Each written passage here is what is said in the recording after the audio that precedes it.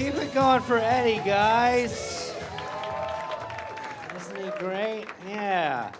He was talking about getting sober. I had to quit drinking myself. Yeah, people are already laughing. That's a good sign. I kept ending up in detox facilities. Anybody ever been to one of those? No. Nobody? Everybody's out drinking on a Sunday night and nobody's been to detox. Okay. If you've never been to detox, imagine like an orphanage without the compassion. That's roughly what you're looking at. I woke up in one, it was like a windowless room. There were big booming noises coming from outside. I didn't even know what day it was. That's how long I've been drinking. And I go, what the hell is going on out there? Are we under attack? This guy goes, no, you idiot. It's the 4th of July. Those are fireworks outside. I guess only one of you realized how sad it was that I woke up in a locked facility on Independence Day. Like the founding fathers fought for my freedom on the 4th, and I gave it back with the 5th on the 3rd. Not good, man. I've lost a bunch of weight recently. Okay, yeah, sort of a tepid response. That's good. That's like 15% of you are really happy for me. I am with the 85%. That is who I'm with on it. You know, you're not going to catch me spiking the ball on my own 45-yard line. I know I still look like a before photo. You're not going to see me in a picture of the word after anywhere if it's up to me, you know? But there's a guy I see every day, he won't let it go. He's just trying to be a nice guy, but every day he's like, how much have you lost? And I was like, I don't know, man. He goes, what do you mean you don't know? I was like, the scale used to say error. It says a number again. How deep of a cut on this misery do you want? How much have I lost? The scale people have allowed my numerical dignity to return. Yeah, it's good. I went out on a date recently. At the end of the date, it went pretty well. She was like, this was a lot of fun, but I want you to know that I'm not just looking for a good time. I was like, well, you are in luck. Do you need references? Because I know a couple ex-girlfriends who have been waiting for this call. I can promise you that the times will be varied. They will not be all good. Oh, you guys are a fun bunch. Any insurrection fans in here? Insurrection, you guys know. Maybe you don't. Maybe it's all Republicans in here. On January 6th, there was an insurrection at the nation's capital. If you guys missed it. Was anybody in town during it? Was anybody scared? Yeah?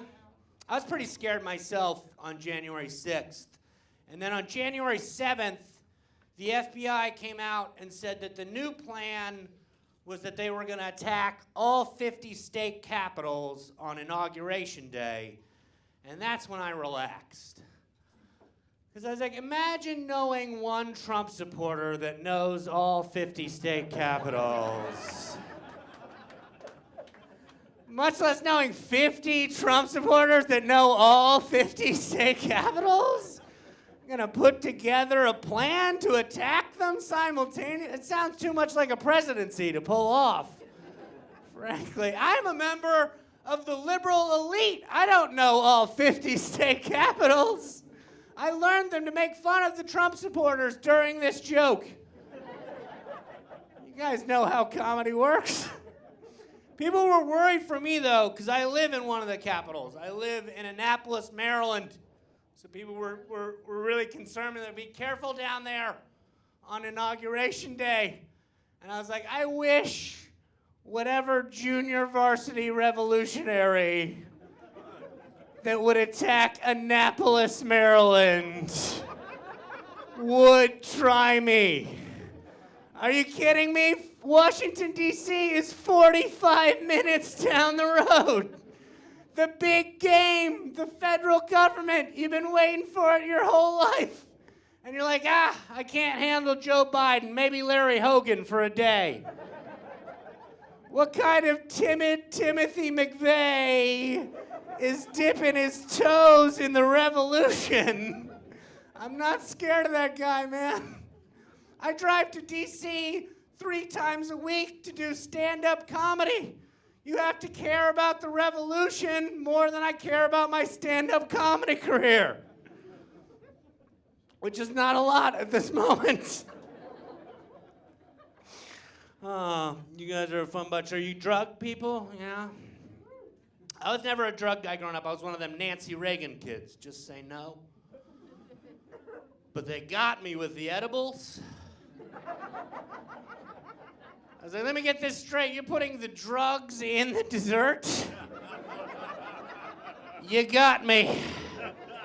I don't know what I'm supposed to do as a fat addict, but throw my hands up at that point and start eating cookies. I will have my marijuana a la mode.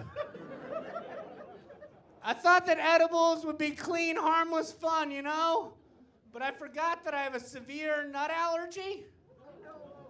Yeah, I don't know what you guys know about drug dealers, but they're not up to date on the FDA regulations when it comes to ingredient usage and packaging. No matter how many times you ask your drug dealer, you're sure there's no nuts in that cookie? And he's like, nah, man, you're good. And then 5 minutes after you eat that cookie, he's like, hey, man, just so you know, there might have been some peanut butter in that cookie.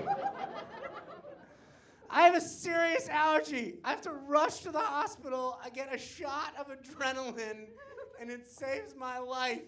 And I don't know if you guys have ever gotten high of continuing to live,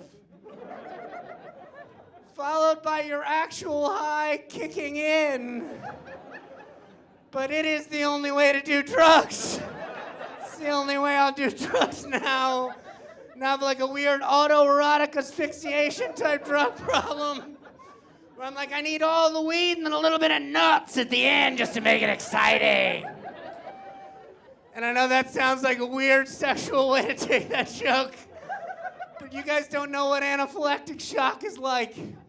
I get hives up and down my body, and then over the course of about an hour, breathing becomes labored. But if you jerk off during that hour, you really start to see what all the fuss is about. You're like, it's just a little bit better. It's like having a belt on the inside of your neck. All right, you guys have been a lot of fun. I'm John Conroy. Enjoy your headliner, Ryan and Dave. Thank you very much.